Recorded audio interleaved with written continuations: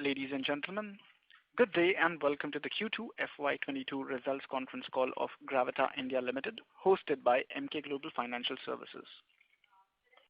We have with us today Mr. Yogesh Malhotra, Whole-time Director and CEO, Mr. Naveen Prakash Sharma, Executive Director, and Mr. Sunil Kansal, Chief Financial Officer.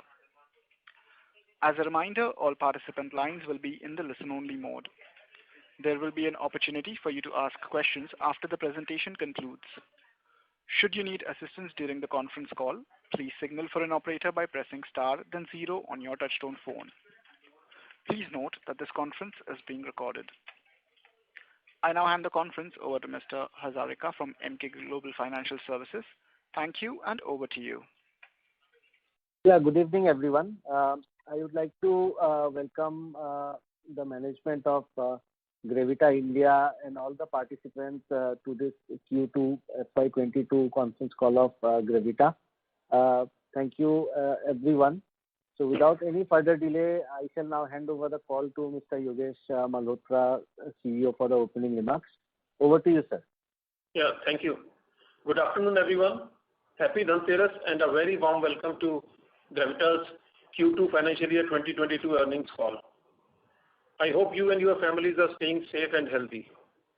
We have already circulated our earnings presentation, and I hope you have had the opportunity to go through the presentation, and we would be happy to take any questions afterwards. We will begin this call with a brief discussion on quarter's performance and financial results. The second quarter for the fiscal year saw improvement on both year-on-year and quarter-on-quarter basis, as it recovers from first and second wave of pandemic, respectively.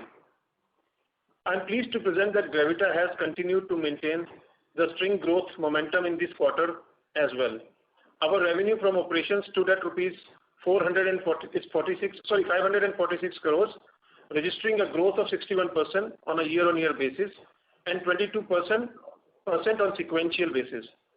Domestic business continues to lead revenue growth with 64% share, with growth of 47%, while overseas business contributed 36% with growth of 94%. All other segments, lead, aluminium and plastic, have posted positive growth. In terms of volume price mix, top line growth was supported by both increase in volumes and prices. Volume growth was 30% on a year-on-year basis to 34,000 metric ton.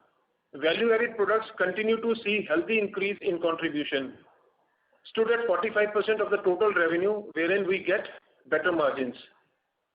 Company has delivered an adjusted EBITDA of rupees 50 crores, a growth of 61% on a year-on-year basis from rupees 31 crores in the same quarter last year. EBITDA margins increased by 82 basis points to 9.2% compared to 8.4% on a quarter-to-quarter basis. Margins improvement was driven by higher volumes coupled with more contribution from overseas business. Net profit for the period was rupees 37 crores compared to rupees 11.50 crores in same quarter last year. On the profitability front, overseas business contributed 76% of the total profits, leveraging its strength from closer proximity to procurement sites as well as clients and higher operational efficiencies in the business. We are also planning for a pilot project of rubber recycling and copper recycling at overseas locations. Once they are successful, we will be replicating the same at other locations in the next 3 to 4 years. I would like to highlight that Gravita India is well positioned to maintain its leadership position in the recycling industry through superior product mix, improving operational efficiencies in our plants and expanding scrap collection networks, which will help us to create value for all shareholders in the long run. Thank you very much. And now I would like to open the floor for question and answer. Over to you. Thank you very much, sir. Ladies and gentlemen, we will now begin the question and answer session. Anyone who wishes to ask a question may press star and one on their touchtone telephone. If you wish to remove yourself from the question queue, you may press star and two. Participants are requested to use handset while asking questions. Ladies and gentlemen, we will wait for a moment while the question queue assembles. To ask a question, please press star and 1 at this time.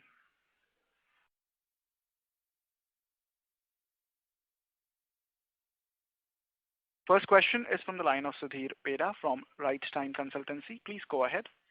Yeah, good afternoon, sir, and hearty congratulations for stupendous set of numbers, sir. And I think your entire team Gravita deserves the hearty congratulations and appreciation from the shareholders. Thank you.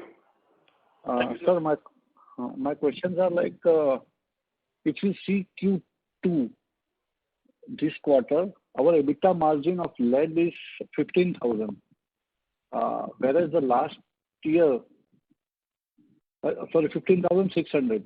But Q1 it was like 12,500.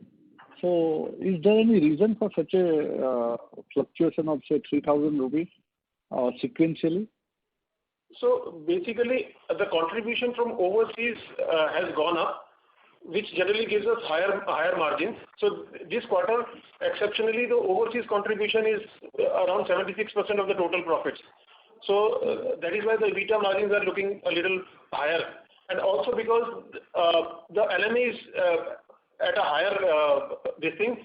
So although in rupee terms, I mean percentage-wise it's not that big, but in rupee terms it is looking to be a little higher compared to last year. And in addition to this, volume growth is also there as compared to the Q1. So basically, we get the benefit of economy of scale also. So that's also improved the EBITDA per ton. No, volume growth is actually Q1. Our volume was 22,000, and this time it is 27,000 approximately. Volume is showing 19,000. Q2. 19,000 was last year. Yeah. If you compare Q1 of this year, it was 22,000. It is 22,000, right? And this kind of margin is sustainable, or if the LME rates comes down, then our margin also will come down. See, it will change slightly with the mix of overseas versus domestic contributions, but it will definitely be in the line of around 8.5 to 9% even going forward. So you can take approximately 14,000 to 15,000 is the range per ton. Understood. Yeah. And our aluminium and plastic volume is down sequentially and also Y-on-Y. So is there any particular reason? Because aluminium is giving higher contribution, higher margin, but our volume is down this quarter compared to the Q1 of 22 and last year also compared to last year. See, this is partially because we have just set up a production facility in Mozambique this year, which only started at the end of this quarter. So the volume will start coming from that facility going forward. So we started keeping all the scrap. Earlier we were sending that scrap to India. So we held that scrap in Mozambique, and from now onwards, this quarter onwards, that production capacity will also be. Okay. So this will be covered in the next quarter. This will be covered in this quarter. Okay, so next quarter we will see a higher volume as far as aluminum is concerned. Yes. And so my last question is, our cash flow from the operation is almost nil because of the stock building for the Mundra power plant. So this understanding is right, or how it is? Because we have a 77 crore increase in the stock. So can you give color to it? Yeah, basically we already did the capex of approximately 35 crores for establishing this Mundra plant. So this is impacting one time, but definitely as soon as we are going to start this Mundra project phase 1. So the inventories will also be diluted, and we will start generating cash flows. So we are starting the phase 1 in this quarter only. So basically this higher inventory is because of the inventory build-up running up to the Mundra plant. For upcoming plant in Mundra. Mundra, right, sir. Thank you, sir, for giving me the opportunity, and congratulations once again, and all the best. Thank you very much, sir. Thanks. Thank you. Next question is from the line of Pritesh Chheda from Lucky Investments. Please go ahead. Yes, sir. My question is on the cash flow side, and the changes in net working capital incrementally that you see in the business. There was this one thought about imported scrap not being used on, the Indian plants, and a change in working capital on account of that. So, where are we, and what working capital cycle we are operating, let's say now, and where are we heading towards, sir? Sure. So, earlier we used to, if we talk 1 year back, we used to do working capital cycle of approximately 90 days. But at this moment, with the more domestic scrap and with the scrap coming in from the OEMs, where we are not going to pay them, and so we have reduced the working capital cycle to 77 days at this moment. And but we are targeting further reduction up to 60 to 65 days in next 1.5 years. This is India. Sorry? This you mentioned for India, right?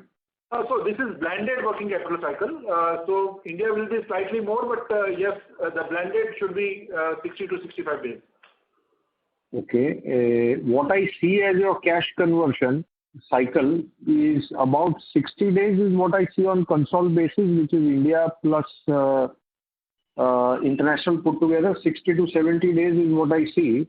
Yes. And this 60 to 70 days, where do you see it heading to? So cash conversion cycle, if you're considering only inventory, receivable and payable. Yes, sir.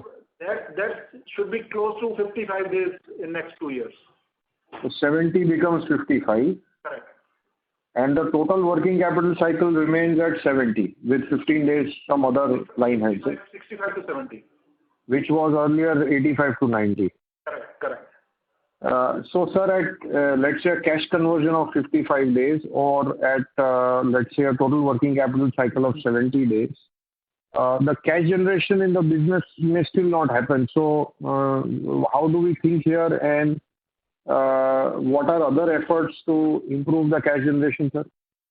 So basically, because we are now in the phase of investing more and more for the capacity development, like we are doing the project in Mundra.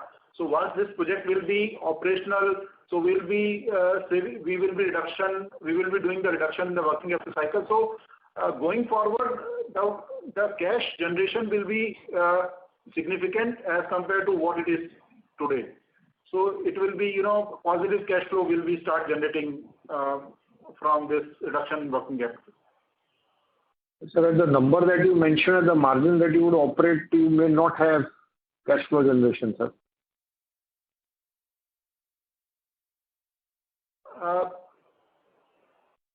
We are having so definitely we will be generating the cash flow, because when we have 60 days of working capital cycle, so it will be, and margin is also improving, so we will, in going forward, we should have a 10 plus kind of EBITDA margin, because we are already reached to 9.9 plus at this moment, and with the more growth coming in from the other verticals where we have lower working capital cycle and higher margins, so we will be cash positive on this in future. Oh, okay, sir. Okay. Thank you very much, sir. And sir, what is the expansion plan other than the 24,000 ton in Mundra?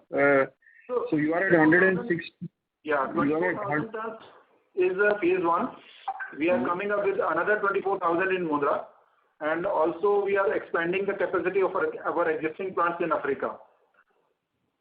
So this 160,000 ton capacity that you have, yeah, will add by 24,000 in Mundra phase 1 this year, yeah, right? And when will the phase 2 come? Phase 2, another 24,000 tons. And when it is? Approximately next year by June. And what are you adding at Chittoor and Ghana? Chittoor, we are adding another capacity of approximately 20,000 tons. Okay. And Ghana should be close to 7,000 to 8,000 tons. And when are these capacities coming? So Ghana will start somewhere around March 22, and okay. Chittoor will start somewhere around December this year. December 21 and Ghana is March 22. So basically, when we start next year, FY23, we'll have 160 plus 24 of Mundra plus 20 of Chittoor plus 7 of Ghana. We'll start at 211,000 tons. Yes, correct. And the capacity utilization that we see at 34 divided by 40, which is at about 85% today on 160,000 ton capacity. What is the capacity utilization do you see at the 211,000 ton next year? It would be around 75 to 80%. And that's the max you can do, or you can take it up higher? Yeah, we can go up to 80-85%, 80 to 85%, but that is an optimal level that we are considering right now. We can go up also, but that is the basic bottom line numbers that can always happen, 75 to 80%. So the current quarter at 34,000 ton, which is at about 85% utilization, is kind of a optimum peak utilization for your type of business. Perfect? Yes, correct. Okay. Thank you very much, sir. All the best. And wish you happy Diwali and happy New Year. Thank you. Thank you. Thank you very much. Next question is from the line of Anurag Runwal from Moneybee Investment Advisors. Please go ahead. Hi, sir. Congratulations on a great set of numbers. Sir, two queries. One, sir, Mundra, I just wanted to know which quarter is this new capacity coming up, Q3 or Q4? Secondly, I wanted to understand more in terms of our EBITDA margins for the overseas operations versus the domestic operations. I wanted to know what's the kind of margins that you make in the overseas operations as compared to the Indian operations. Yeah. So Mundra definitely would be operational in Q3 only. Okay. So probably this month itself will start the operations. As far as overseas margins are concerned, the total EBITDA margins? Yeah. So margins in overseas is, if we talk percentage-wise, it is approximately 15 to 16% of EBITDA margin. Okay. So what I was trying to do was that I tried to sort of, reduce from the consolidated numbers, the standard numbers, and I am getting the resultant numbers. And from that resultant numbers, I believe that would be for the overseas operations. Is that the right way to sort of calculate?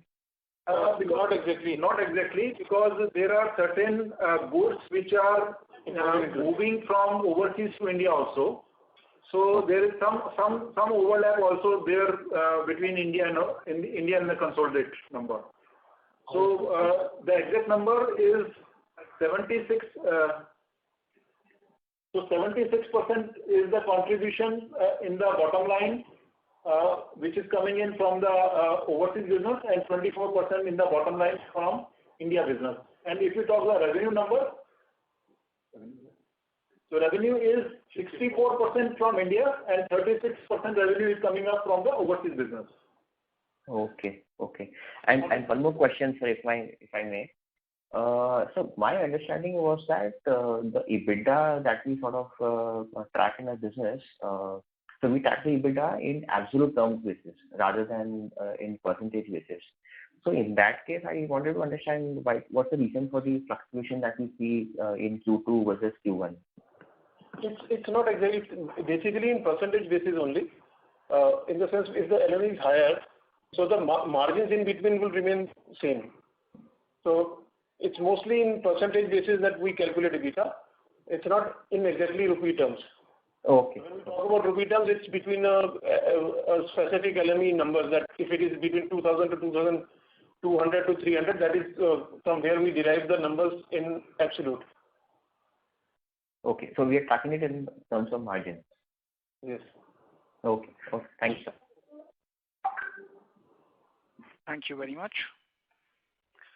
Before we take the next question, we would like to remind participants that you may press star and 1 to ask a question. Next question is from the line of Rahul Bangadia from Lucky Investment Managers. Please go ahead. Yeah, thank you for taking my question, sir. Sir, 2 or 3 questions on the balance sheet side.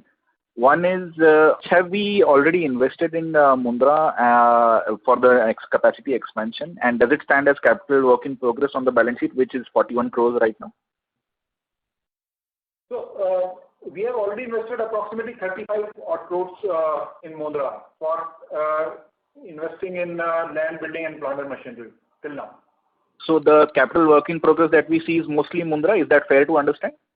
Yeah. Mundra and to some extent Chittoor.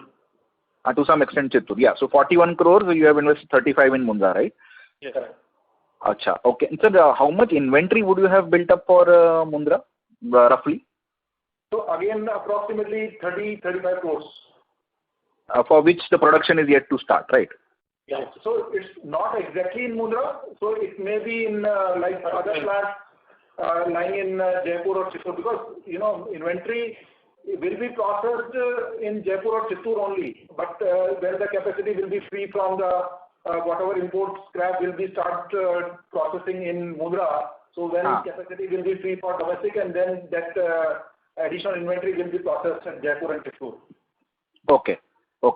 So that is first question. Second is, if you could just give us a flavor of what are the other current assets at 134 crores that stand in the balance sheet. It was 85 in March. What is it today? And what is the breakup roughly of the 134 crores that stand there? So 134 crores is basically advances also to vendors, and mainly to some government receivables like GST and all. So major part is advances only, which is close to 50 odd crores, and some GST part, which is approximately 20 odd crores. Okay, so that, as you had also mentioned in the previous answer to the previous question, that is broadly that 10-15 days of additional working capital besides the inventory debtor minus payable section that you mentioned. Correct. Okay. So that was the second, sir. If I can have the third. So your payables in the last, let's say, 6 to 8 quarters have gone up a little faster than your inventory itself, and which has also meant that your inventory, the overall net NWC, net working capital, has come down. Is this basically because of your back-to-back arrangement with corporates, or you have been able to negotiate better credit terms with your existing vendors? How does this work out? Correct. So basically, what is happening is that we are getting more and more scraps from these OEMs contracts in India. So the arrangement with them is that we are taking the inventory from them. We are purchasing from them as a scrap, and it is lying in the inventory. And on the second side, it is also lying on the trade payables. And we don't need to pay them, and we just need to convert into the metal and supply it back to them. So that's the arrangement, and that's the improving working capital cycle for us, because that's not practical inventory for us. So how much of this 436 crore inventory that you have on the books will be under that arrangement? Approximately 70 to 80 crores. 70 to 80 crores. Okay. And so my final question, if I may, sir, you have mentioned previously also that you kind of hedge all of your inventory nowadays for the last maybe 4 to 5 quarters, and before that as well on the LME exchange. You have also given a note to account where you have mentioned some 7 crores profit which has been netted off against the loss. I just wanted to understand, sir, is it not a disclosure that you should be making probably in your annual report or something? Because I couldn't find anything in the annual report disclosing your positions in LME. Yeah, so basically, till now we were not doing it, but definitely we are seeing some questions on that. So definitely this year onwards we will start disclosing this also other than the foreign contract. So LME commodity contract also we will be displaying. Can you disclose right now, sir? How much? What is the outstanding contract? Let's say roughly, what is the tonnage that you have outstanding on the LME as of September? So there are two parts to it. Whatever inventory we have against that, one is that we already have the customer orders against that. So that is one part of the hedging. The another part is the sale contract we have on the LME exchange, which is approximately at this moment approximately 6,000 tons.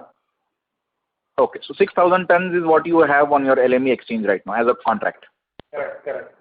So thank you very much for answering this question. Hoping to see the disclosures in various annual reports or presentations, wherever you want to put it. Thank you very much. Thank you. Thank you very much. A reminder to the participants, to ask a question, please press star and 1.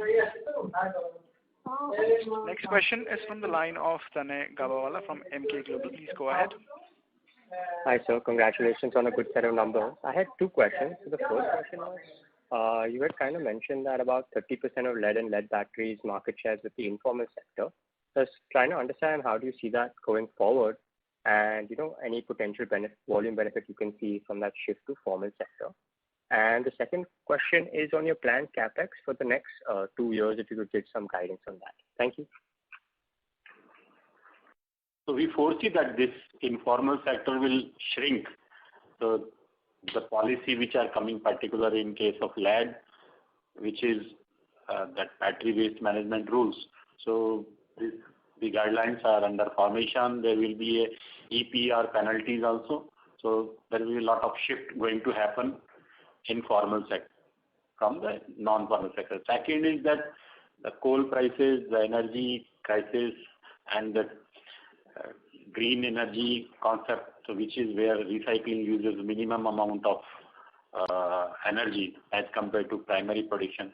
So these both things will bring this sector more from informal to formal.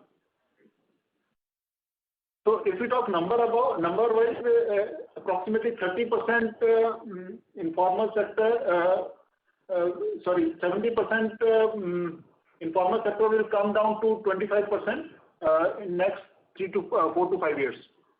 And because we are the only company in India from north to south, multi-locations, so we will be the largest beneficiary of this shift. So we are targeting, because whatever domestic scrap we are targeting, so that is coming out of this policy shift also. Okay, great. Thank you. And about the planned capex? So planned capex, at this moment we are taking, as we discussed, that we are coming up with the Mundra plant and from a capacity expansion in our existing plants also. So we are planning to have approximately 60 to 70 crores each year up to next 2 years. And we are also doing some pilot projects in rubber recycling and copper recycling. And once it is successful, then we can replicate it. So that will be additional in next 3 to 4 years. Great. Thank you so much. Thank you very much. Participants who wish to ask a question may enter star and 1 at this time. Next question is from the line of Jagnesh from Emkay Global. Please go ahead. Congratulations, sir, for the great set of numbers, sir. My question is, sir, post this Mundra plant commence, what kind of logistic cost you will save, and what kind of profitability will improve, sir, from this level? If you can quantify. Actually, what we are doing currently is whatever scrap we are importing, we are bringing it to our inland plants. So, for example, Jaipur and Chittoor. So the overall cost is around 2 to 3%, bringing them from port to the plants. So we will save some amount of this cost when we process this material in the existing in the Mundra location only. So that would be around 2%, in the vicinity of 2%. But in addition to that, we will also save some inventory cost, because there is an inventory carrying cost for bringing that material to Jaipur and then exporting it back to Mundra. So which is around another 7 to 10 days inventory carrying cost will also be reduced. Okay. And how about overall profitability will improve from this level? I mean, if you can quantify some numbers like. So import is approximately 50% at this moment for India production. So this 2% gain on import part, so it will take approximately 75 basis points to 100 basis points in EBITDA margin, overall EBITDA margin. Okay. And my second question is like right now the major portion is coming from lead side. How about business like comfortable? You guys are comfortable business like lithium, copper, and other segments, sir? Yeah. So as Sunilji already mentioned that we are putting up 2 pilot projects in Africa for copper and rubber. So those 2 verticals will start by this year end, and probably in the next year we'll get some numbers from those 2 verticals. In terms of lithium ion, actually we believe that there is still some time for lithium ion volumes to come in India. We believe that it will take around 7-8 more years. So we are already in discussions with some technology companies, and we will probably start some pilot project for lithium ion in India also in the coming 1.5 years. Okay. Thank you very much, sir. And all the best, sir.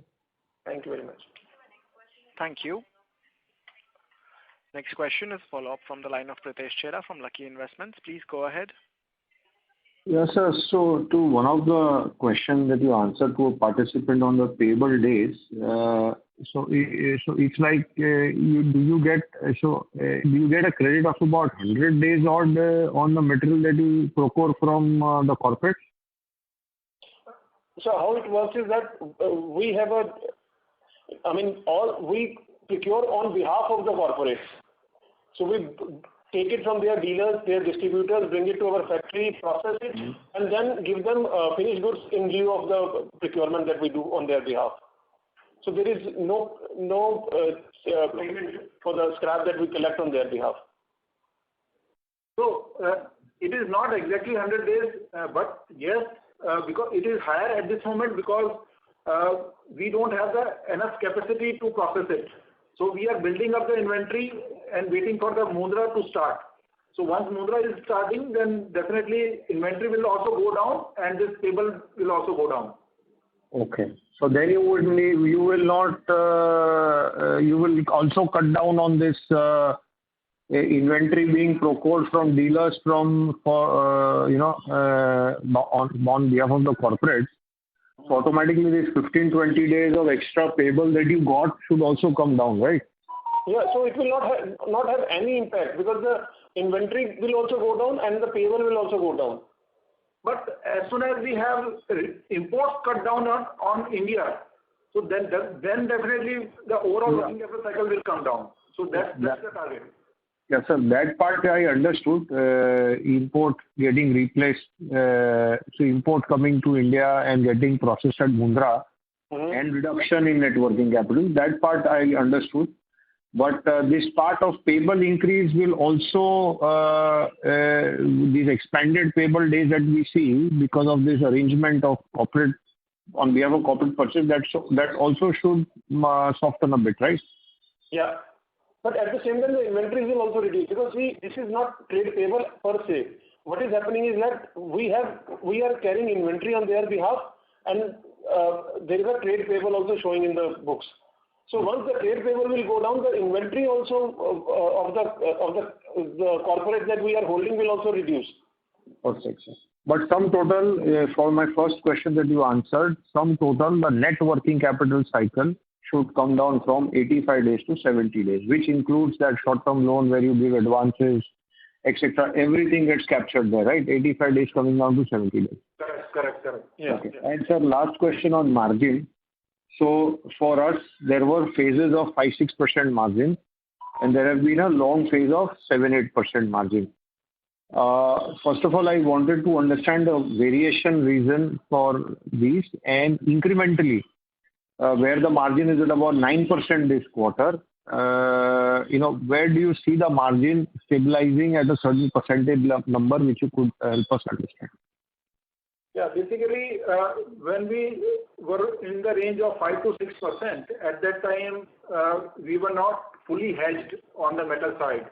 So that was the time when we were partially hedged, and there sometimes it was 8% to 9% also, sometimes it was 4-5% also.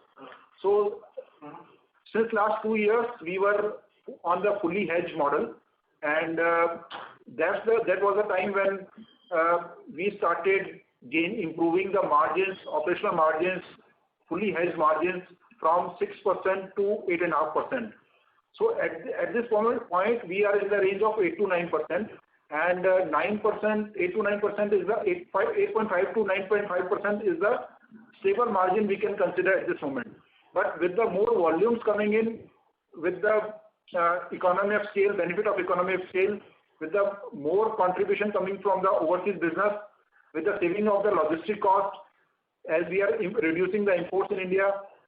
So with this all and more contributions coming in from the value-added products, so all these efforts are taking us from this 9 to 10 kind of stable margin from improvement from 9 to 10%. So that's the target for next 2 years. Sir, one clarification here. Since you are expressing as in percentage term, your business model would have also gained from appreciation in the base metal prices. So, what it was at 5%, let's say, at a point in time, 5-6% at a point in time, does it get influenced by lead price moving from $1,700 to $2,700 or, the other prices moving the way they have? Because we have always expressed it as a percentage, and never expressed it as EBITDA per kg. So if you could just explain that part. And second, when you're talking about hedging, even today when you are giving out a hedging number, you said only 6,000 tons of contracts are standing on LME. Now that is 25% of your quarterly volume. So not even 25. So 6,000 divided by 34. So that's about 20% of your quarterly volume. So I couldn't understand this 100% hedging that you mentioned. So yeah. So basically, if you see our total inventory carrying cost, inventories are basically 90 days only, 70 to 80 days. Total inventory in the group. So if you consider that, then it is around 25 to 30% of the total inventory that we are carrying is hedged on LME. Perfect. Yeah, so balance 75% is hedged with the customers only. So we have priced the customers in advance. So what we do is we have pricing arrangements with customers where we sell them on M-1, M-2, M-3 basis. So whatever we are buying is directly priced with the customer first. And whatever is left is then sold on LME. So this is generally to the tune of 20 to 30% only. Okay. Buying from customer and selling to a customer. Buying from some other customer and selling to other customer. And that is back to back. That is back. And whatever there is no customer, it is hedged on the LME. That's how you say you are 100% hedged. Yes, that is how we are 100% hedged. So the part which was not there earlier was this 25% part where you were not hedging on LME. That was not there earlier, or this back to back customer was not there earlier. What was not there earlier? So, what we were doing was, see, when we started hedging, what we did was that on day one, whatever we were buying, we were selling on to the customer or to the LME. But whatever inventory was there in the system, we were not hedging. So whatever profit or loss due to that inventory carrying cost, the inventory that we were carrying was not hedged. Which means 25% of your business, which never had a customer earlier, was not hedged on LME. Earlier. Like that. So let me explain. So basically, when we started this hedging, so we started that from X date, we will be doing the 100% hedging on back-to-back basis. But on that date, a particular inventory was always lying in our plant, say 10,000 tons. So this 10,000 tons was not hedged at that point of time. So over and above whatever we were buying, we were selling. But that 10,000 tons were left as an unhedged position on the balance sheet, which we hedged 2 years back, which we also started hedging 2 years back. So we started considering the base inventory also, and whatever buying is whatever buying that is also being sold. So inventory is also sold now, and whatever we are buying, that is also sold. So this inventory part was not there at that time. So what we were thinking was that initially when we started hedging, we thought that this is iron stock that is in any case always going to remain in the system. So we were not hedging that part, that iron stock part. But now we have started hedging that part also, because suddenly if the LME goes down for a long period of time, then that starts taking effect. So we have started hedging the iron stock also now. Do you understand? Yes, sir. I understood. Thank you very much, sir. Thank you very much, sir. Thank you. Next question is from the line of Aditya from Arctic Lights Capital. Please go ahead. Yeah, am I audible? Yes, you are. Please go ahead.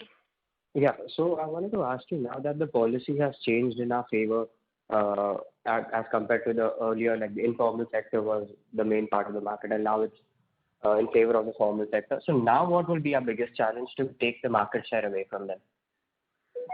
There are two challenges. First of all, we have to build up the capacities, because we only had capacities because we were not getting any formal scrap in Indian market. So the first thing that comes to mind is the capacity increase. Once that happens, then the second part will come, because currently we are not going to the corporates. We are not talking to corporates also, because we do not have enough capacities to process the scrap. And also then there is some, the market leaders have started going by the book. They have started following the rules, but then there are other companies also who are just waiting and watching. So probably it will take some time, 2 to 3 years, for all these companies to then start following the rule. So probably that is why we are estimating that in the next 4 years, the formal sector, which is at currently 30%, will go up to 75%.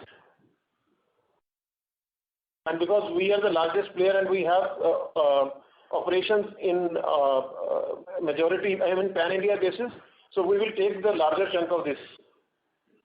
Okay, so to summarize it, first is the capacity, and the second is that the customers also need to start getting involved in this.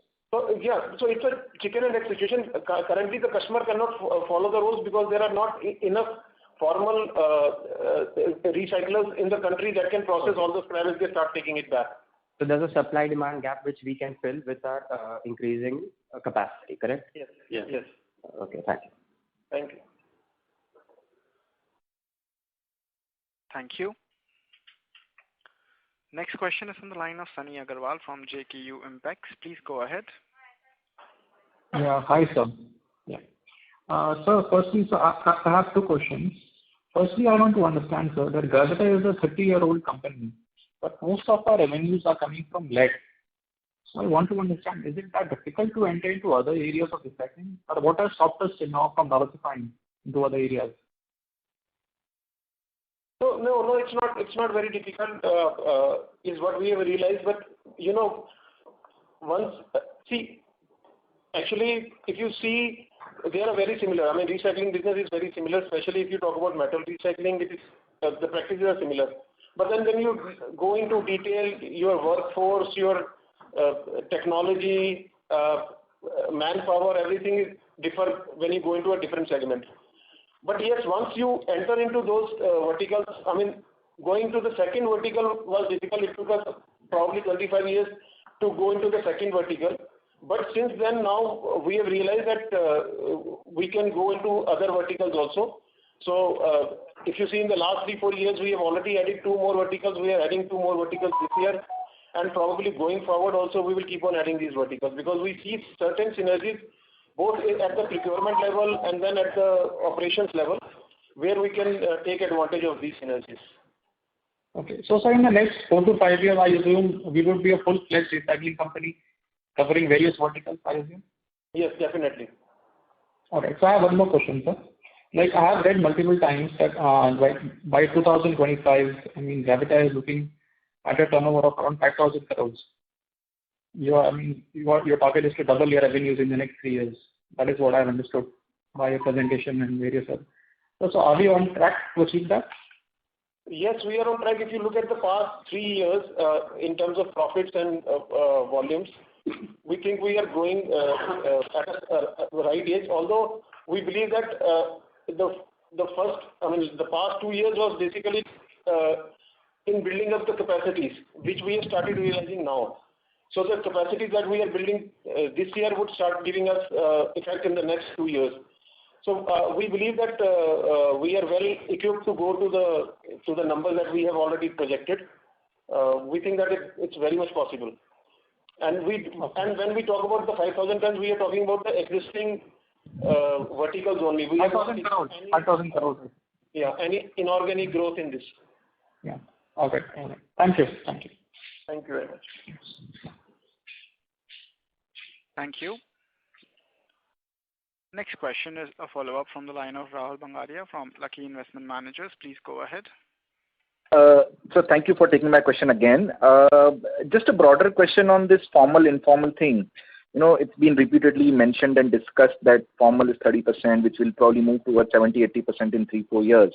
If you could just give us a sense of what is it that differentiates the formal? So basically starting from what are the hazards that this whole lead processing thing faces in terms of human hazard or environmental hazard? What are the precautions that a formal guy takes, which an informal guy doesn't take? I'm just trying to understand what is the moat here or what is the entry barrier here. So basically, you can define formal and informal sector. When we define it from the basically from the tax purposes. Okay. Not so much from the environmental perspective. Okay. So that is how you are looking at it. And in that sphere, you're saying basically you are the biggest guy. Any other major competitors here in the organized space? Yeah, in India? In lead, there are 2 or 3 public limited companies other than us. One is Nine Limited, and then there is Quanti Oxides. Okay. In terms of multi-locational and basically smelting facilities, we are much bigger than both of them. Okay. Thank you so much, sir. Thank you for answering this. Thank you. Thank you very much. Next question is a follow-up from the line of Anurag Runwal from Moneybee Investment Advisors. Please go ahead. Hi, sir. Thank you for the follow-up opportunity. Sir, in our vision statement, we are sort of mentioning that when we talk of revenue, we are saying that we'll grow our revenue by 25% CAGR for the next 4 or 5 years. So, first of all, can we sort of divide this revenue CAGR in terms of how much will be the volume growth and what's the kind of price growth that you're expecting in this? And secondly, when we talk of profitability, we are mentioning that we'll grow by 35%. So this I wanted to get more color on this in terms of so when we talk about margins, we are saying that the margins are being tracked on percentage basis. So how will falling metal prices scenario impact these numbers? So when we talk about 25% CAGR, it's basically on volume basis. Okay. So, and the second part is that we are taking various initiatives. As we mentioned that the overseas business is increasing in India. We are importing in Mundra. We will be saving logistics costs to quite an extent, and then finance cost also will be reduced. We are inventory also, so working capital cycle will reduce, which reduces the finance cost. Apart from that, we are also focusing on value-added products, which will give us better margins. We are targeting 50% plus value-added products. And at the same time also, because of the volume increase, we will get economies of scale, which will increase the profitability growth. Not only this, we are also, as you've seen that plastic and aluminium has also started giving us better results. Our profitability in those segments is much better. So we believe that going forward, when these segments become bigger, the profitability will also increase. So there are many such things that we are very much sure that profitability growth would be much bigger than the revenue growth that we'll do in the years to come. And even in case of lower metal prices or lower selling prices also, this 25% growth will be there definitely, because we have considered this even at the lower prices also. Okay. Thank you. Thank you very much. As there are no further questions, I now hand the conference over to the management for closing remarks. Over to you. Yeah. Thank you all. Thank you very much for participating in the earnings conference call. It has been a pleasure interacting with all of you. As closing comments, during the quarter, the company has been able to achieve a better than expected performance. We expect better operational performance coupled with volume growth in the upcoming quarters as well. As I mentioned earlier, the company is focused on optimizing its overseas manufacturing facilities along with improving its scrap collection network in India to help improve its profitability by reducing logistics costs of importing the scrap into India and also reducing working capital cycle. Additionally, the company continues to focus on improving product and market mix to get better margins. We value your continued interest and support in Gravita. Wishing you all a very happy Diwali. Thank you. Thank you very much, members of management. Ladies and gentlemen, on behalf of Emkay Global Financial Services, that concludes today's conference. Thank you all for joining us, and you may now disconnect your lines.